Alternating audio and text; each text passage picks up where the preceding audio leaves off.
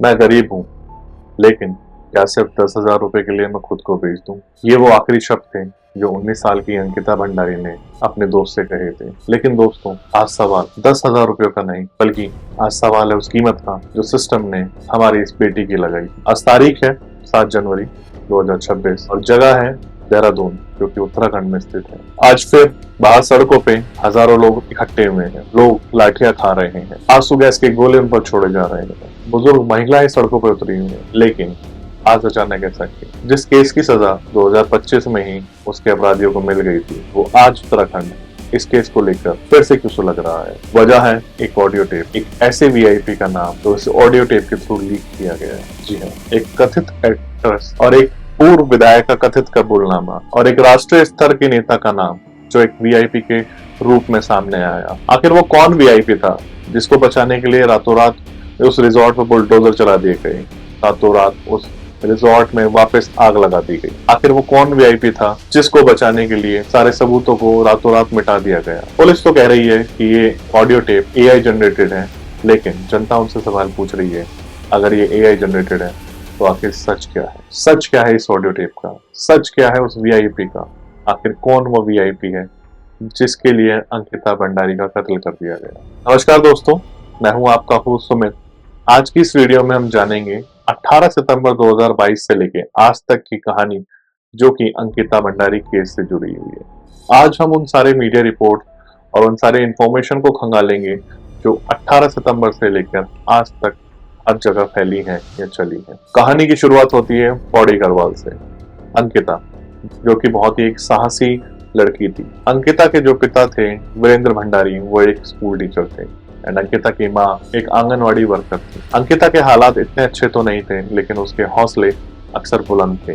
तभी उसने अपने दम पर अपने मैनेजमेंट कोर्स को पूरा करने की ठानी, या उसने एक ऐसा रास्ता देखा जिसमें वो अपने करियर को बनाना चाहती थी। इसी सपने को लेकर अंकिता साथ ही साथ एक नौकरी ढूंढने लग जाती है। अखबारों को खंगालती है, उसमें इश्तेहार देखती है, जॉब एड्स को देखती है, अपने परिचित इंसानों से बोलती है कि मुझे कहीं पर अगर कोई नौकरी मिल रही है तो मुझे बता दें। इन्हीं सब उथल पुथल के बीच अंकिता को एक नौकरी उसका फ्रेंड बताता है। जी हाँ, ये नौकरी थी वनतारा रिजॉर्ट में एक रिसेप्शनिस्ट की नौकरी। महीना आता है अगस्त 2022 का।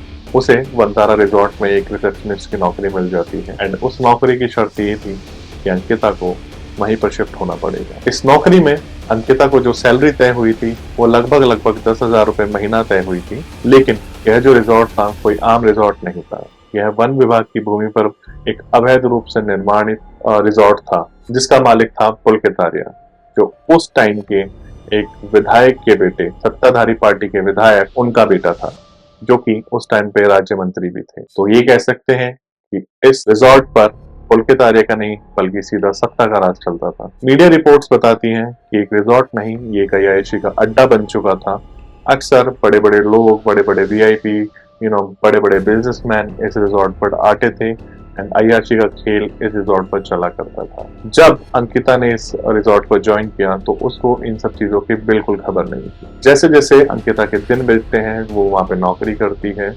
धीरे धीरे इस गंदे खेल में अंकिता भंडारी को भी शामिल करने की कोशिश की जाती है। उससे भी कहा जाता है कि वो ऐसे ऐसी चीजें करेगी तो उसको आगे जाके बहुत चीजों का फायदा मिलेगा। तभी दिन आता है 17 सितंबर 2022 का।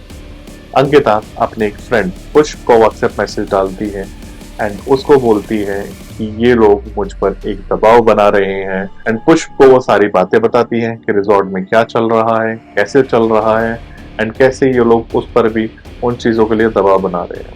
वो पुष्प को बताती है कि उस रिजॉर्ट का जो मैनेजर होता है सौरभ, वो अंकिता पर दबाव बना रहा था कि अभी कुछ दिनों में एक वीआईपी गेस्ट आएंगे एंड अंकिता को उनको एक वीआईपी सर्विस देनी है।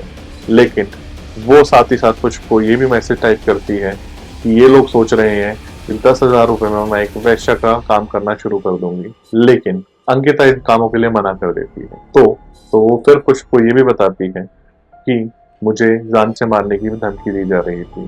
तो वो पुष्प को ये भी बताती है कि उन्होंने बोला है कि अगर मैं ये काम नहीं करूंगी तो मुझे नौकरी से भी निकाल दिया जाएगा। तो अंकिता ये बोलती है कि मैं बेशक नौकरी छोड़ दूंगी पर ये गंदा काम कभी नहीं करूंगी। तभी आती है 18 सितंबर की शाम। ये विवाद और बढ़ जाता है।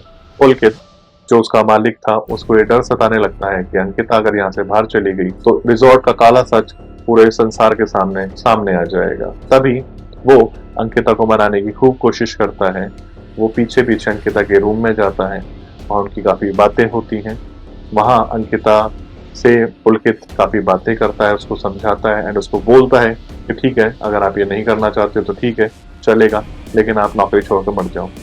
अंकिता पुलकित की बात मान लेती है और पुलकित उसके बाद वहां से चला जाता है। लेकिन काम होते होते ये मुद्दा फिर से उठ जाता है। रात के करीब 8 बजे तो पुलकित और उसके दो साथी होते हैं, सौरभ और अंकित गुप्ता, वो अंकिता को कहीं बाहर लेकर जाते हैं। वो उसको एक चिल्ला नहर के पास ले जाते हैं एंड वहां जाकर उनमें फिर बहस शुरू हो जाती है।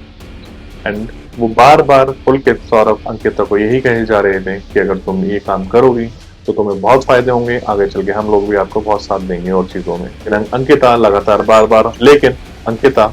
बार इस चीज को मना करे जा रही थी। ये विवाद कुछ इस कदर बढ़ जाता है कि जो अंकिता होती है वो पुलकित को थप्पड़ मार देती है। थप्पड़ लगते ही पुलकित एकदम आग बबूला हो जाता है एंड वो तुरंत अंकिता को पीछे नहर में धक्का दे देता है।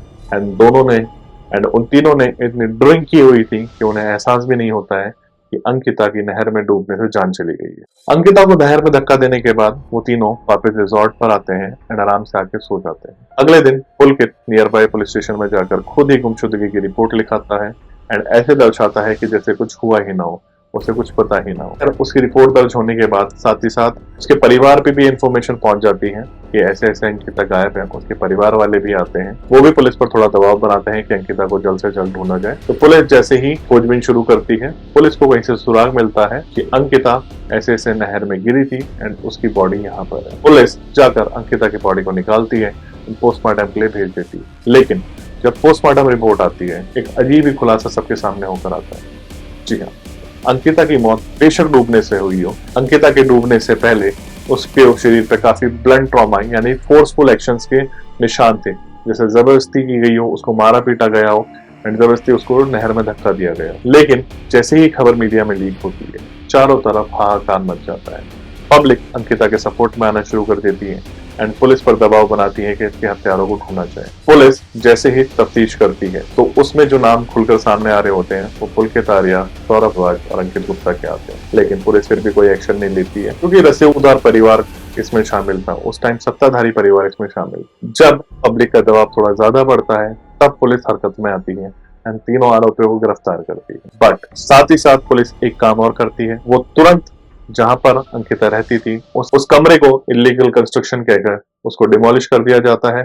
साथ ही साथ अगले दिन एक न्यूज और आती है कि उस रिजॉर्ट में आग लग गई। तो आप ये कह सकते हैं कि जितने भी सबूत थे, जितना भी क्राइम सीन था, वो बिल्कुल तहस नहस कर दिया गया था, क्योंकि कहीं ना कहीं पुलकित को बचाने की एक साजिश रची जा रही थी। अंकिता का परिवार जो होता है इस बुलडोजर जस्टिस के बाद बार बार यही चिल्लाकर कह रहा था कि ये कोई बुलडोजर जस्टिस नहीं किया गया था, बल्कि ये सबूत मिटाए गए थे, जो सबूत मेन कल्प्रिट को सलाखों के पीछे पहुंचा सकते थे। दोस्तों, इसके बाद शुरू होती है इंसाफ की एक लंबी लड़ाई। लगभग 500 पन्नों की चार्जशीट इस लड़ाई में पुलिस दर्ज कराती है एंड इस केस को पुलिस से लेकर एसआईटी को दे दिया जाता है, जिसकी जो कमान संभाल रखी थी वो पी रेणुका ने संभाल रखी थी। अंकिता के पिता और मां ने हाईकोर्ट तक इस मांग को उठाया कि उनके केस को पुलिस से लेकर सीबीआई को दे दिया जाए ताकि उनकी बेटी को इंसाफ मिल सके। तभी क्या होता है, नैनीताल हाईकोर्ट होती है, वो एसआईटी की रिपोर्ट को संतोषजनक बताकर इस मांग को खारिज कर देती है कि केस सीबीआई के पास जाना चाहिए। तभी यहाँ पर परिवार वालों का शक और गहरा जाता है कि किसी न किसी वीआईपी को बचाने की कोशिश की जा रही है। साल 10 साल बीतते हैं, तभी वो दिन आता है, तभी वो साल आता है जब अंकिता के हत्यारों को उनकी सजा मिलनी थी। कोट द्वार की सेशन कोर्ट ने पुलकित आर्या, सौरभ भास्कर और अंकित गुप्ता को दफा 302 हत्या के तहत, दफा 201 सबूत मिटाने के तहत दोषी पाया गया एंड उन लोगों को उम्र कैद की सजा सुना दी गई। कानूनी तौर पर तो ये एक जीत थी एंड पुलिस इस केस को यहीं पर क्लोज भी कर देती है। लेकिन अंकिता के जो माता पिता होते हैं वो बाहर यही चीख पुकार कर रहे होते हैं कि आखिर वो इंसान कौन था जिसकी वजह से मेरी बेटी को नोचा गया, इस तरीके से उसकी हत्या कर दी गई। आखिर उस इंसान का नाम चार्जशीट में क्यों नहीं है?